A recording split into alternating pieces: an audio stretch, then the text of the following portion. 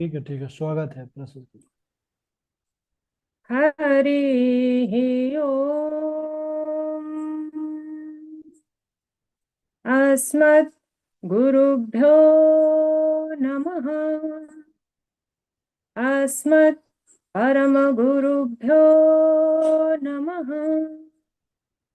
अस्मत् सर्वगुरुभ्यो नमः। श्रीराधा कृष्णाभ्यां नमः। श्रीमते रामानुजाय नमः। लम्बोदरं परमसुन्दरैकदन्तम् पीताम्बरं त्रिनयनं परमं पवित्रम् उद्यद्दिवाकरनिवोज्ज्वलकान्तिकान्तम् विघ्नेश्वरं सकलविघ्नहरं नमामि।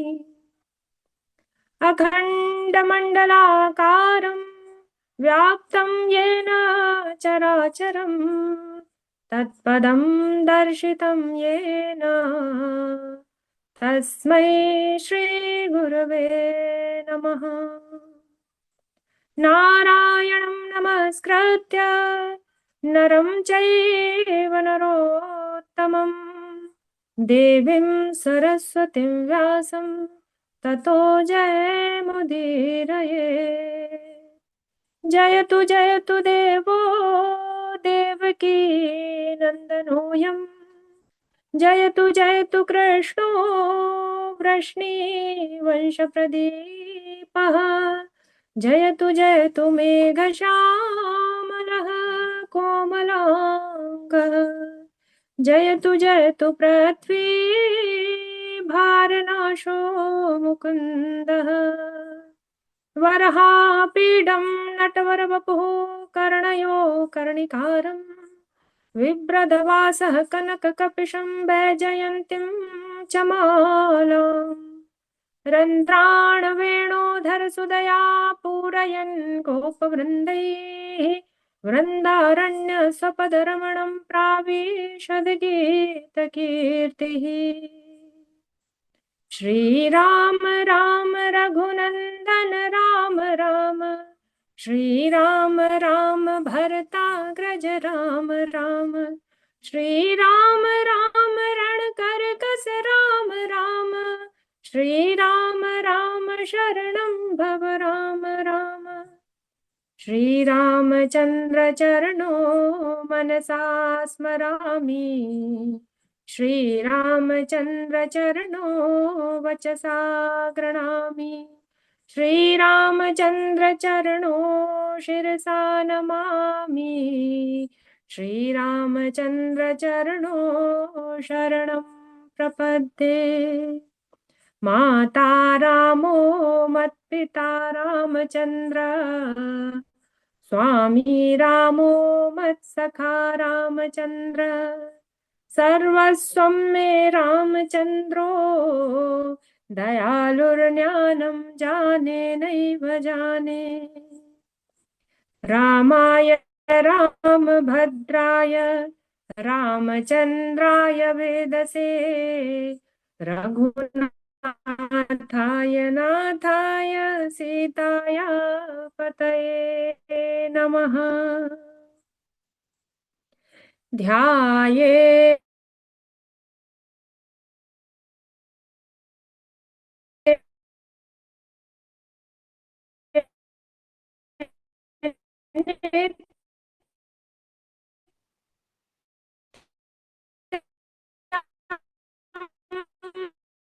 महेशं राघवराव्याघ्रकृत्यं वसानम् विश्वाद्यं विश्वबीजं निखिलभयहरं पञ्चवक्त्रं त्रिनेत्रम् अञ्जनानन्दनं वीरं जानकी शोकनाशनं कपीशमक्षहन्तारं वन्दे लङ्काभयङ्करम् मूकं करोति वाचालं पङ्गुं लङ्घयते गिरिं यत्कृपातमहं वन्दे परमानन्दमाधवम्। भक्त भक्ति भगवंत गुरु चतुर नाम बपुए, इनके पद वंदन किए नासत विघ्न अनेक। बोलिए भक्तवत्सल भगवान की जय, राघवेंद्र सरकार की जय, राम दरबार की जय, राम कथा की जय। अखिल हिय प्रत्ययनीय परमात्मा पुरुषोत्तम गुणगण निलय, कौशल्या नंद नंदन पर ब्रह्म, परम सौंदर्य माधुर्य लावण्य सुधा सिंधु, परम आनंद रस सार सरोवर, समुद्भूत पंकज कौशल्या आनंद वर्धन, अवध नरेंद्र नंदन श्री रघुनंदन, विदेह वनज बैजंती जनक नरेंद्र नंदनी, भगवती भास्वती परम्बा, जगदीश्वरी माँ सुनैना के आंखों की पुतलिका, विदेहजा जनकजा जनकाधिराज तनया, जनक राज किशोरी वैदेही मैथिली, श्री राम प्राण वल्लभी श्री जानकी जी। इन दोनों युगल श्री सीतारामचंद्र जी के चरण कमलों में चारों भैया और तीनों मैया के चरणों में कोटि कोटि प्रणाम, महाराज के चरणों में बारंबार नमस्कार। समुपस्थित भगवत भक्त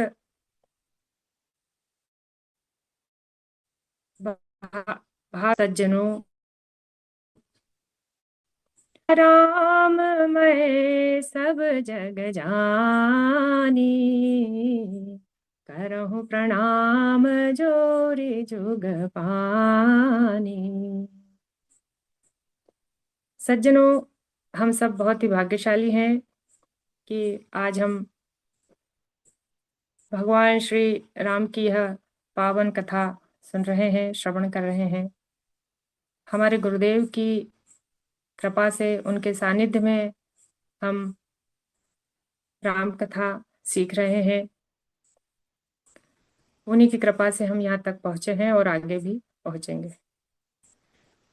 भगवान की जब विशेष कृपा होती है तब जाकर यह अवसर प्राप्त होता है।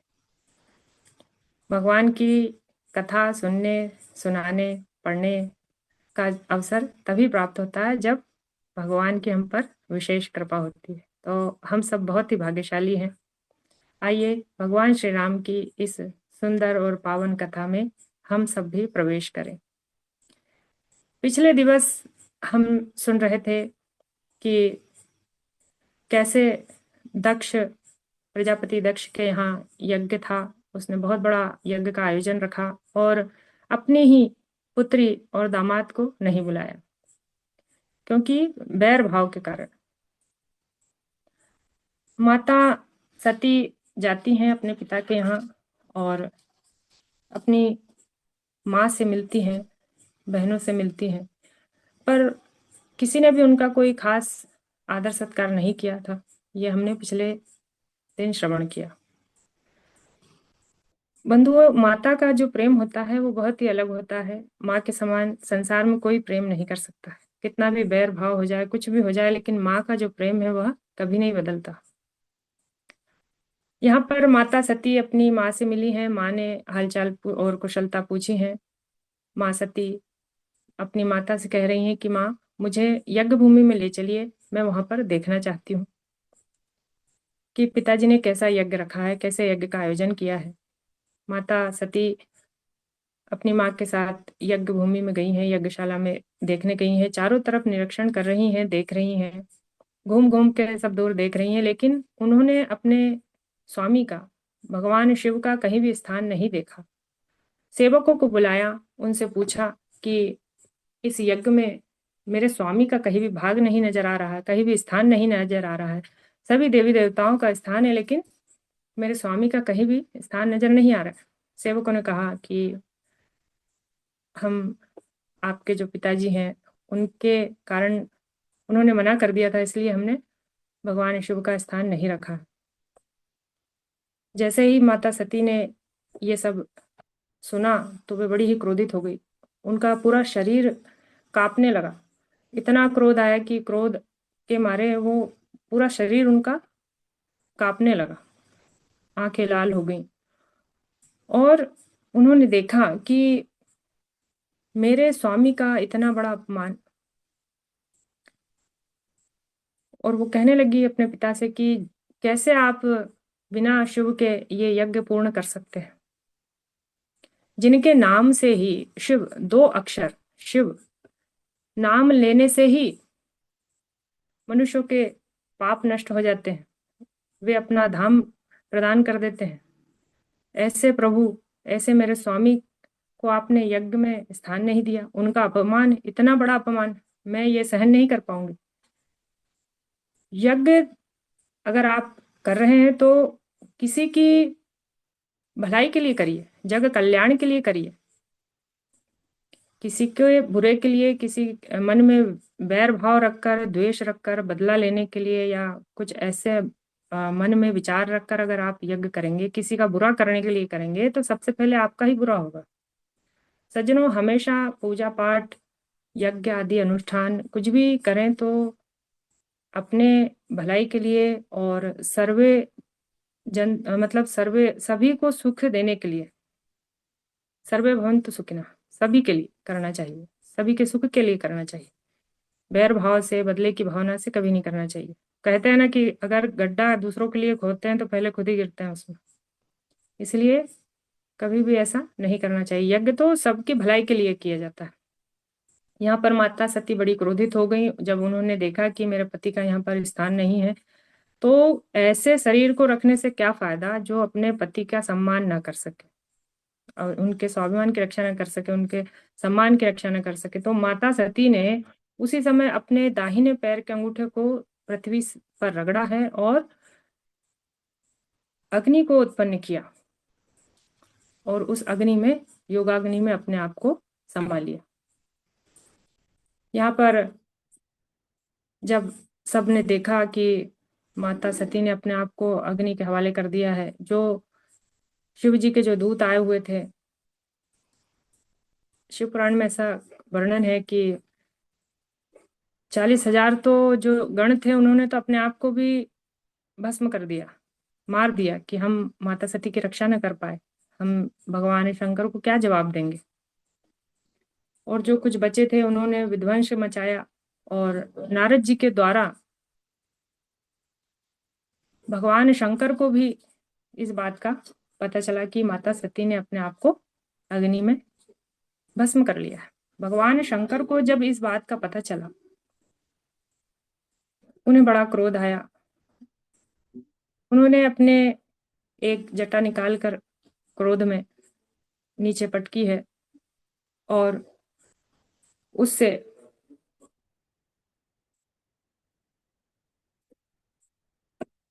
उस जटा से रुद्र उत्पन्न हुए, वीरभद्र।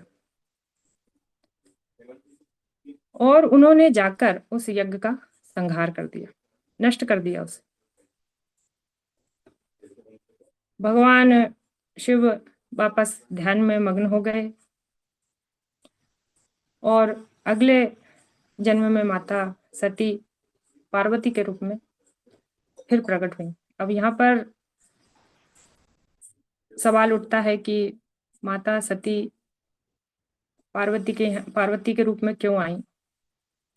तो सज्जनों, जब माता सती ने अपने शरीर का त्याग किया था तब उन्होंने यह प्रार्थना की थी कि वे अगले जन्म में भी, हर जन्म में, अगले जन्म में क्या, हर जन्म में भगवान शिव की ही पत्नी बने, भगवान शिव ही उन्हें पति के रूप में प्राप्त हो। सती मरत हरि सन बरु मांगा, जन्म जन्म शिव पद अनुरागा। भगवान शिव ही मुझे मिले और उनकी ही मैं अर्धांगिनी बनूं।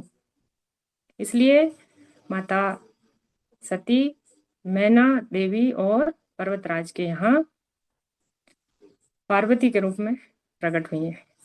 पर्वतराज हिमालय के यहाँ हुई है, इसलिए उनका नाम पार्वती रखा है। जिस समय माता का जन्म हुआ।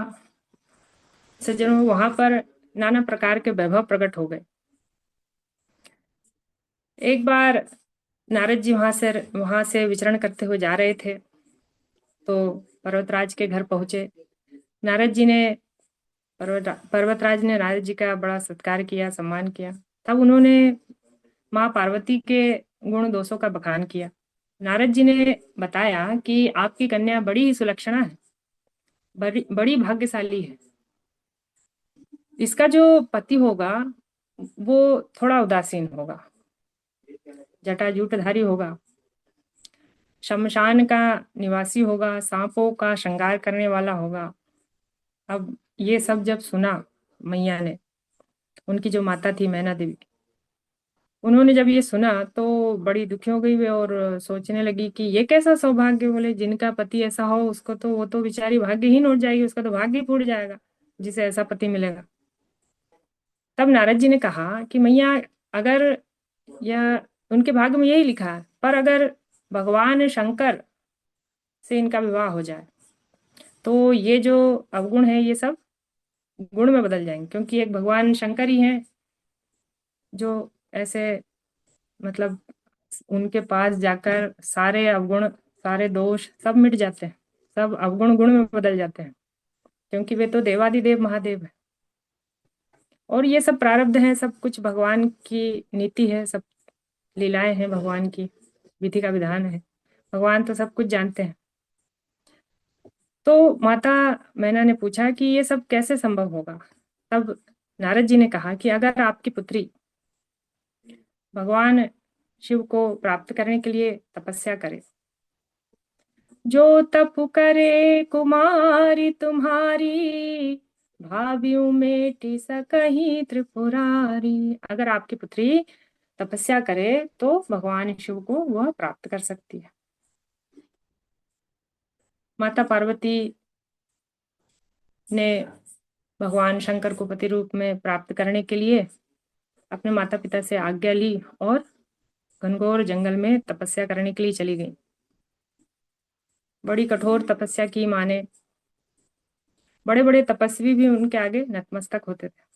वे कुछ भी नहीं खाती थी, केवल फूल पत्ते जो वन में रहते थे उन्हें ही खाकर वे रहती थी। और कुछ समय बाद उन्होंने सूखे जो पत्ते थे वो भी खाना बंद कर दिया। इसी से उनका नाम अपर्णा पड़ा।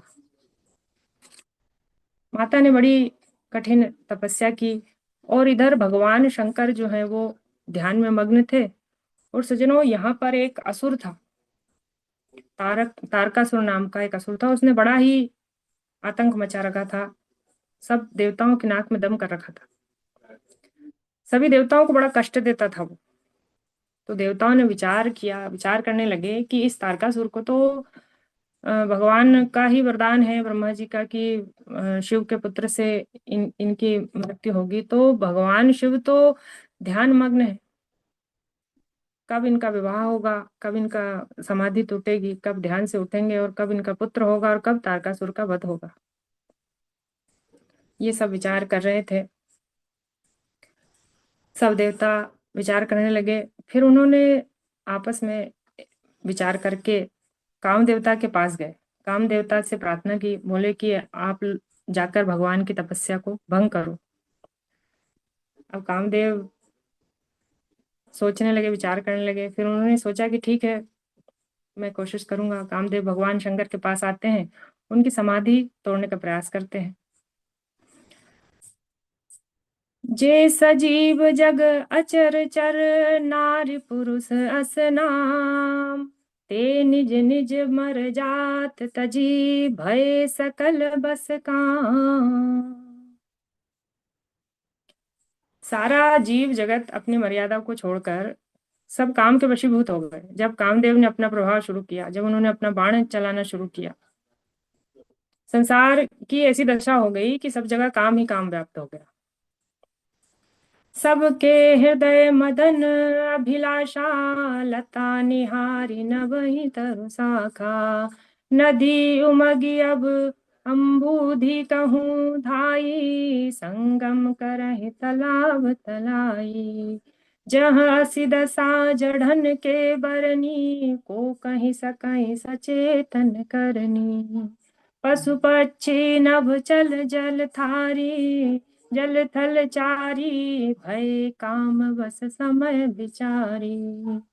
जो जड़ थे वे भी काम के वशीभूत हो गए, जो चेतन थे वे भी, उनकी तो बात ही क्या है। पशु पक्षी मनुष्य सब जगह मतलब काम वासना का ही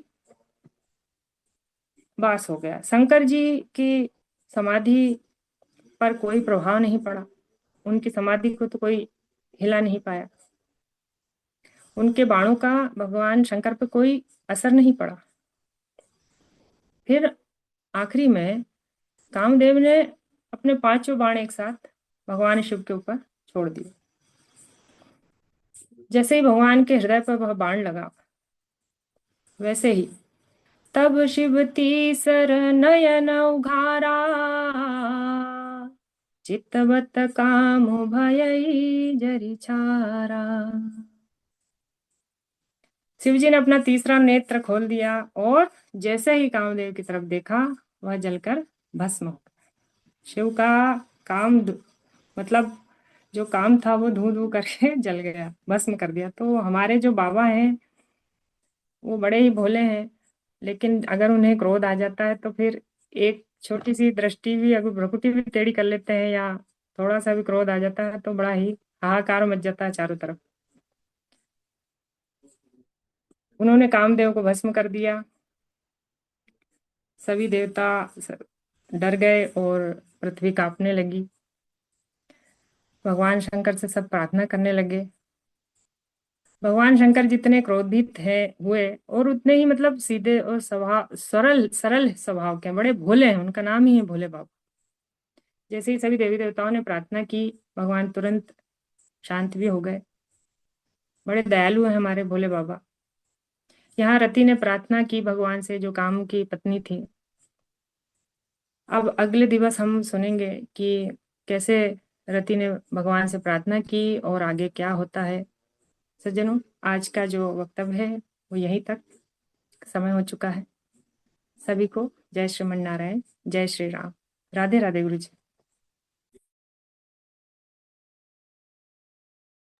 ठीक है इंदु पराशर जी, अच्छा है, ठाकुर जी कृपा बनी रहे। अच्छा आपने बोला, बहुत अच्छा।